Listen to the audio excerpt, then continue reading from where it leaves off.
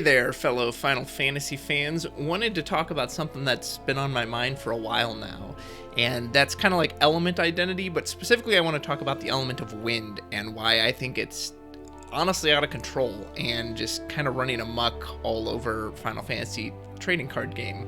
You know, mostly elements are defined by certain features or abilities that they have. For example, ice, has the ability to dull freeze and discard. Those are kind of like its prominent mechanics. Most of our ice's removal has to deal with dull forwards.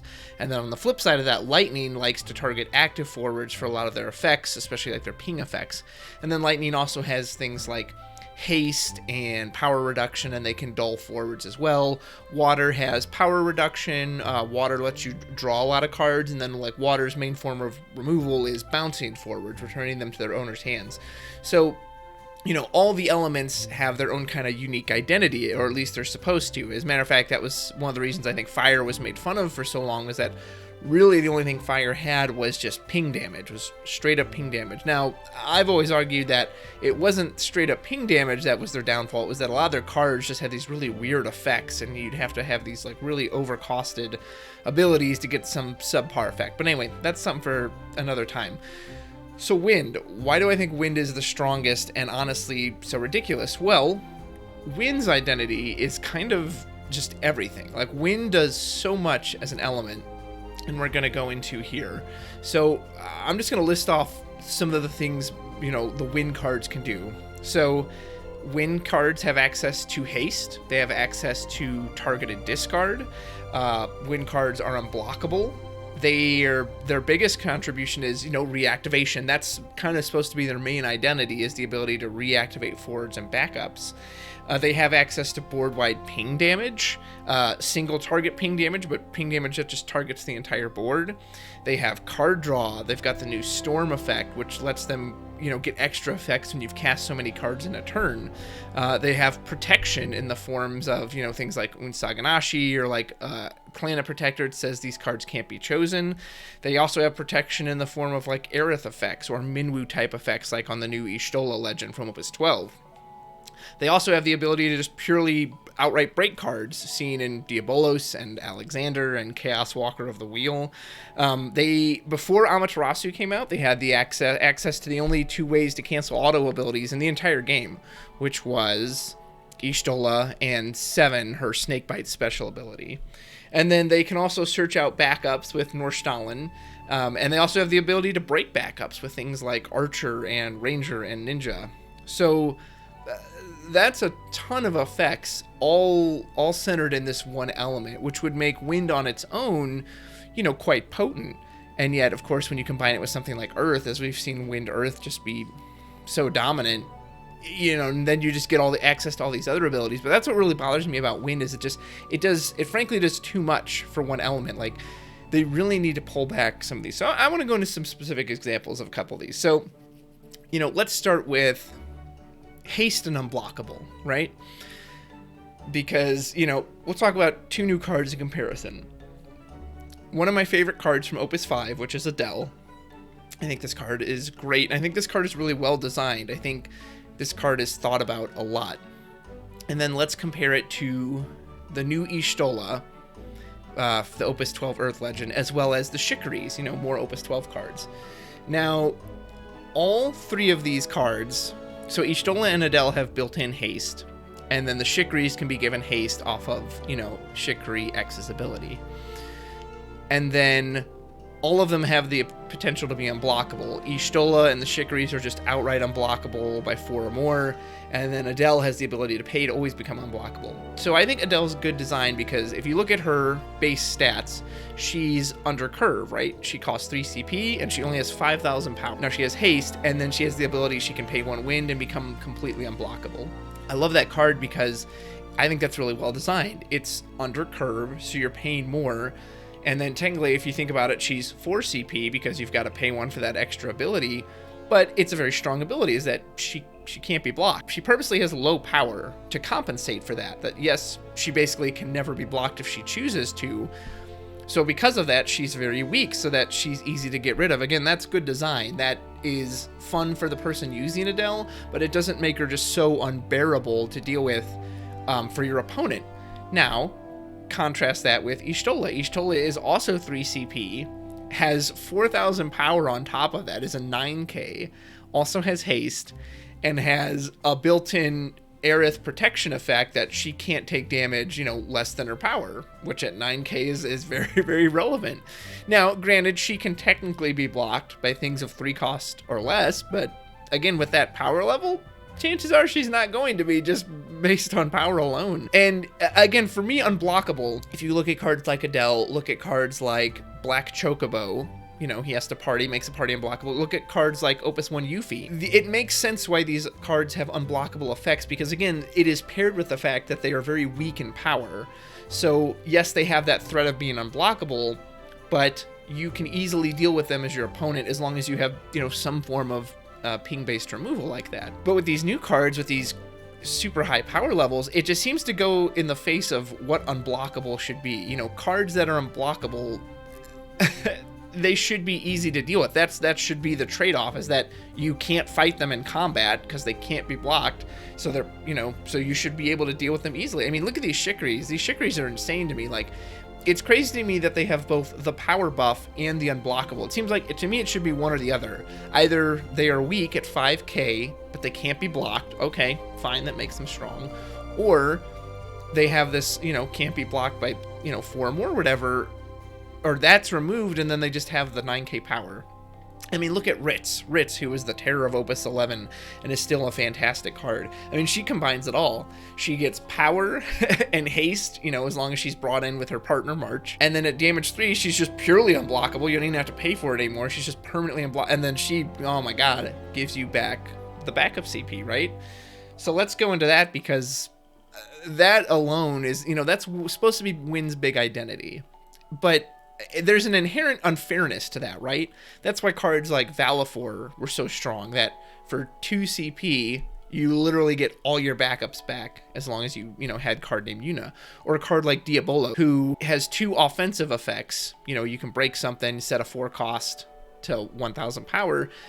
And so at its worst, he's going to do that, and then he's free, because you can activate all your backups. So he doesn't cost you anything to cast him. Or a card like Pandemonium that just reactivates the very CP you use to cast that card. It just gives it right back to you. There is no other element that can compete with that kind of value. And looking back at some of the earlier opuses, things like Chocobos and Wind had a lot of smaller forwards, and so the reactivation kind of made sense, because it's this idea that, like, well, yes, you can use a lot of extra CP, but you're using it to maybe swarm the board with a bunch of little people, guys that you need to be able to put out 4 of them, because none of them are that big. But nowadays, we're getting forwards that are plenty strong, and they have these super powerful ETBs. Look at something like Locke, this big 9k body that not only has this just brutalizing effect when he comes in, and then becomes cheaper on top of that. Like, my buddy Steven made a good point about Locke. He said, where they messed up with this card was that they made it wind. Like, imagine if this was just an ice card. You would have to plan out, okay, how many ice cards can I cast this turn to get Locke's value down? And then he would come in for his big effect. But in Wind, it's like, oh, okay, so, I'll do this Storm deck where I'll play Iris for free, which doesn't cost anything. Now I'll play, Kryl or Zidane or something else. Kryl will get my Asura, which reactivates all my backups. No big deal. And so now I can bring in this Locke for 2 CP. Play Ash, play Lot. It's just like, the idea of this, like, Storm mechanic, again, would make sense if the idea is, like, let's cast a bunch of little guys. Not, hey, let's have these just massive cards, like a Locke, that just comes in and just wrecks your opponent. And then can be bounced as well over and over again. That was another effect I forgot to mention in the list, is that Wind has access to bounce. Wind can bounce with Chocobo and Mione. Now, to be fair, it's more self-bounce than bouncing your opponents, but as most people know, bouncing your opponent's cards right now isn't very good, because you're just giving them another chance to replay their ETBs. So Wind has these new cards like Althea, which just at any time, I can just fizzle whatever effect you're targeting with, bounce it back to my hand, and then replay it. It's just ridiculous. It's just another utility Wind gets on top of all this. But that CP value it gets from reactivating your backups is bonkers, and it's what will always propel it far above and away. If you have a Wind deck, or Wind Earth, or Wind whatever, and you've got 5 cards in hand and 5 backups. Now imagine playing that against, a mono earth deck, and they have 5 cards in hand and 5 backups. You will always get more value out of your 5 cards because your stuff comes down for free. That mono earth player is going to have to pitch a couple of those cards. Like, they can't just sit there and get everything out for free. And I think what's really frustrating about this is that currently, and I would love to be proven wrong in Opus 13, currently, there's nothing in the game that counters this. We need something to counter all these reactivation shenanigans, all this free value that Wind is getting. I don't know what the right answer to that is. I don't know if it's a monster or a forward or a backup that, just says, hey, cards cannot be reactivated outside of the active phase. And I wouldn't want to see that honestly happen to forwards necessarily, because again, I like the idea of being able to reactivate forwards, but reactivating backups and just getting the CP value over and over and over and over again on these cards is just frankly ridiculous. Level 1 Onion Knight mentioned this in his review too, is like, but what if it is a backup? Wind has access to things that break backups and cards like Archer and cards like Ranger, so is that even going to give them trouble? Okay, I'll just tech in this Archer or whatever, so that if anyone runs the reactivation stopper, boop, I just put an end to that. I don't know, but they need to do something about it, because it's really frustrating, and it's not fun to play. At least I don't think it is. I know a lot of people enjoy playing it, but playing against it, it's so boring sitting there watching your opponent play solitaire for 3 minutes as they reactivate everything, reactivate, bounce, replay it again, reactivate everything. Back to the chicories on the reactivation too, is that, what is it? Is it chicory Y? I think it's chicory Y or Z. I'm not sure which one it is, but I know one of them, when another Sin Hunter enters, it reactivates 3 backups. 3! And they only cost 2. It overpays for itself. Like, why? Why did it need that? They already had this crazy party attack ability. They already had this haste power, this unblockable power. They get powered up. And then they also have these effects that they let you draw cards and reactivate. Okay, drawing cards, isn't that supposed to be Water's thing? But Wind is the one that gets all the, cast so many cards. Ash, cast 3 cards, draw a card. Chocobo, save your guy, draw. Man, Water wishes it had cards like that. So, okay, you've got that. Let's talk about discard. Let's talk about probably one of my most hated cards in the game, and that is 3 CP Zidane. This card's ridiculous. It's, discard can be strong enough. And what's interesting about discard, though, is that it gets stronger the more it's used. So when your opponent has 1 or 2 cards in hand, that's when it's at strongest, right? Because they don't have much option. But if your opponent has 5, 6, 7, whatever cards in hand, the discard isn't as powerful because they'll just throw away, their least powerful thing. The fact that Zidane, it gives you a body, so it gives you someone who can both attack and block, and then he gets to see your hand. So again, if you've got some kind of hidden secret there, he knows what's coming. Oh, there's a Shantoto. And then he gets to pluck it out. Like, he gets to choose, yeah, I'll just take that right out of your hand. And you would think on top of all that, well, at least he's a weak body, right? No, because then his effect builds into his second effect, which is that if your hand is too small, he becomes an on-curve body. I'm so sick of playing games against this card that he'll come down, and I'm like legit holding an answer to what I know this deck is, and he's like, yep, I'll take that out and throw that away. Like, James Greaves said this in one of his blogs, is that if you consider like his value, he's the best form of removal in the game, because maybe Braska's Final Aeon is scary, maybe Locke is scary, maybe Neo X-Death is scary, but guess what? If they can never play the card, it's meaningless. It doesn't have any value. So he literally just removes a threat before it even has a chance to do anything. It's just a crazy card, and of course you see it in every Wind deck ever, because yeah, who wouldn't? Hey, let me just pluck your best card out of your hand and throw it away. That card is absurd. I would love it if that card disappeared. But again, why is that in Wind? That should... In Ice, that kind of would make sense, because discard is Ice's thing, but no, Wind has access to this. It just doesn't make any sense to me. Think of the board-wide ping they have in Valifor, Fina, my gosh. We saw what that did at Worlds. And then Pandemonium came along. Tell you a little story. There was one match, my opponent wiped my board. I had 3 9k forwards, and they legit wiped my board with 1 CP because I was on 5 damage, so they went Pandemonium, Panello. So at the end of all that, their backup line was down 1 CP, and I lost a board full of 9Ks. And board-wide ping damage currently is the strongest form of damage because there's no targeting involved. When you have cards like, Bahamut or Ifrit or something that says choose a forward, deal it such and such damage. Well, if your opponent has Braska's or Neo X-Death or, Zidane, or just something that says, hey, can't be chosen, or if I am chosen, do such and such effect, at least they're getting some value. But board wide, there's nothing against that other than like Minwoo just to make it fall off. there's nothing that says, oh, you know, block board wide damage or whatever.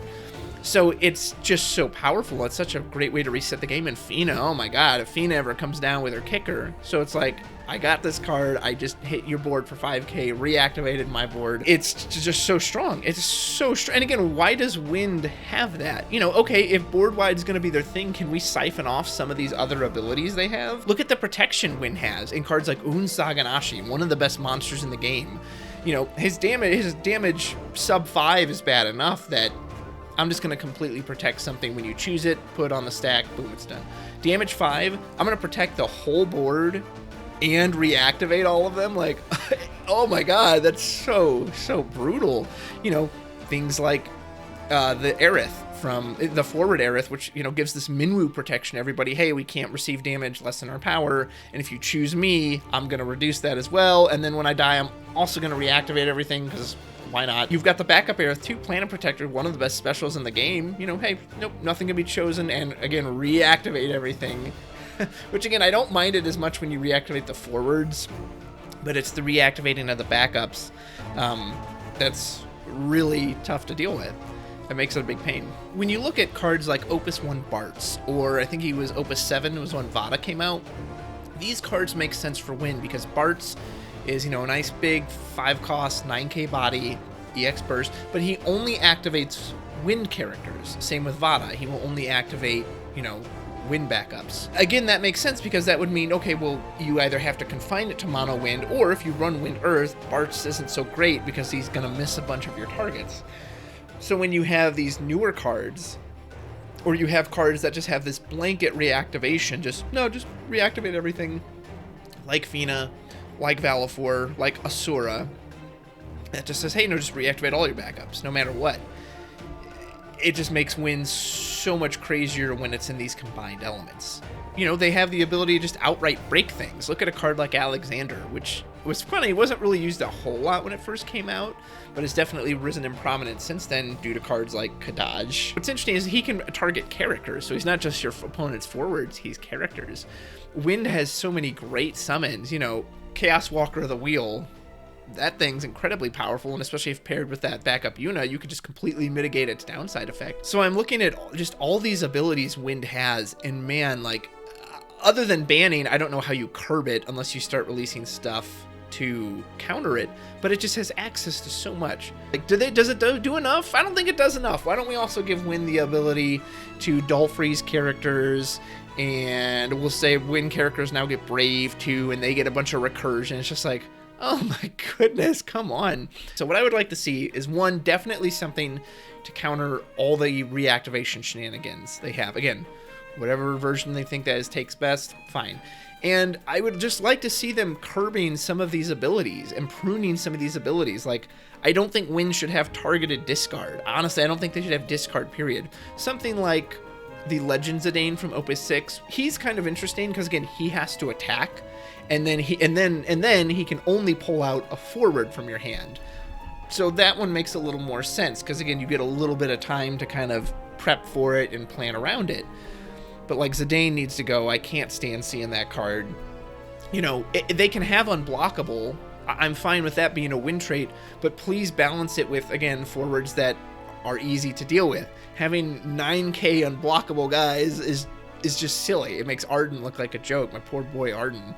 So yeah, I don't know. I don't know what they, other than bans at this point. Like, I would love to see them rein it in, because at this point it just feels like Wind gets everything, and all these other elements, you know, they, for some reason, they're still shoehorned into the, nope, I'm water, so I draw and I do power reduction, that's it. It's just like, okay, well, no wonder water's falling behind then. So anyway, let me know what you think in the comments. Do you think Wind is as bad as I've obviously made it out to be in this video? Do you not mind it at all? Do you honestly not care? Because you're like, well, I like abusing Wind, and I like abusing all those cards, so it's fun for me.